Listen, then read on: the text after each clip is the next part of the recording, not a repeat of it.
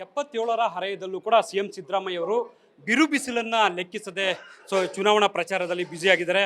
ಅಂದರೆ ಪಕ್ಷದ ಅಭ್ಯರ್ಥಿಗಳನ್ನು ಗೆಲ್ಲಿಸ್ಕೊಳ್ಬೇಕು ಅನ್ನುವಂಥ ನಿಟ್ಟಿನಲ್ಲಿ ಕೂಡ ಈ ವಯಸ್ಸಲ್ಲೂ ಸಿಎಂ ಸಿದ್ದರಾಮಯ್ಯ ಅವರು ಸಾಕಷ್ಟು ರಾಜ್ಯಾದ್ಯಂತ ಪ್ರಚಾರವನ್ನು ಮಾಡ್ತಿದ್ದಾರೆ, ಪ್ರವಾಸವನ್ನು ಕೈಗೊಳ್ತಿದ್ದಾರೆ, ಪಕ್ಷದ ಅಭ್ಯರ್ಥಿಗಳ ಪರವಾಗಿ ನಿರಂತರವಾಗಿ ಪ್ರಚಾರ ಮಾಡ್ತಿದ್ದಾರೆ.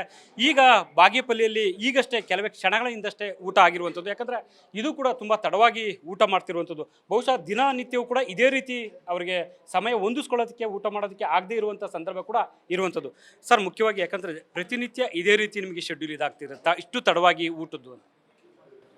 ಚುನಾವಣೆ ಅಂತಂದಮೇಲೆ ಕಾಲಕ್ಕೆ ಸರಿಯಾಗಿ ಊಟ ಮಾಡೋಕ್ಕಾಗಲ್ಲ,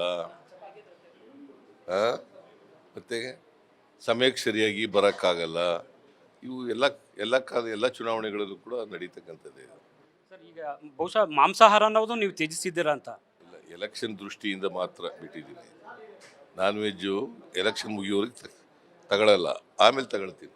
ಸರ್, ನಿಮಗೆ ತುಂಬ ಪ್ರಿಯವಾದಂಥ ಸಸ್ಯಾಹಾರದಲ್ಲಿ ತುಂಬ ಪ್ರಿಯ ಅನಿಸಿದ್ದು ಆಹಾರ ಯಾವುದು ಸರ್? ನನಗ ಉಪ್ಸಾರು, ರಾಗಿ ಮುದ್ದೆ. ಬಹುಶಃ ಅದಕ್ಕೆ ಸರ್ ಇಷ್ಟೊಂದು ಗಟ್ಟಿಮುಟ್ಟಾಗಿ ಇರೋದು ಈ ಏಜಲ್ಲೂ ಅಂತ? ಅದಕ್ಕೆ ಅಂತಲ್ಲ, basically I am from village. ಬಹುಶಃ ಜೀನ್ಸು ಚೆನ್ನಾಗಿರ್ಬೇಕು ಅಂತ ಅನಿಸುತ್ತೆ, ಹಾಗಾಗಿ ತೊಂದರೆ ಆಗ್ತಾ ಇಲ್ಲ. ಈಗಲೂ ಕೂಡ ನೀವು 4-5 ಕಿಲೋಮೀಟ್ರು ಕಾಲಲ್ಲಿ ವಾಕ್ ಮಾಡ್ತೀರಾ ಕೂಡ? ಹೌದು. ವಾಕು ಅಂದರೆ ಪಾದಯಾತ್ರೆ ಅಂತ ಸಂದರ್ಭದಲ್ಲಿ ನಾವು ಹಿಂದೆ ನೋಡಿದ್ವಿ, ಭಾರತ್ ಜೋಡೋ ಟೈಮಲ್ಲಿ 5-5 ಕಿಲೋಮೀಟ್ರ್ 10 ಕಿಲೋಮೀಟ್ರು ಎಲ್ಲ ಹೆಜ್ಜೆ ಹಾಕಿದ್ರ. ಈಗಲೂ ಚುನಾವಣೆ ಸಂದರ್ಭದಲ್ಲಿ, ಯಾಕಂದರೆ ಈ ಏಜಲ್ಲೂ ಈಗಲೂ ಕೂಡ ಹೆಜ್ಜೆ ಹಾಕ್ತಿರ್ತೀರಾ ಅಂತ?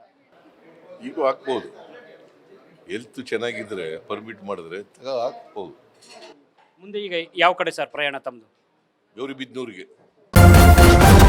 ನ್ಯೂಸ್ ಫಸ್ಟ್, ನಿರ್ಭೀತಿಯಿಂದ ನಿಮ್ಮ ಪರವಾಗಿ.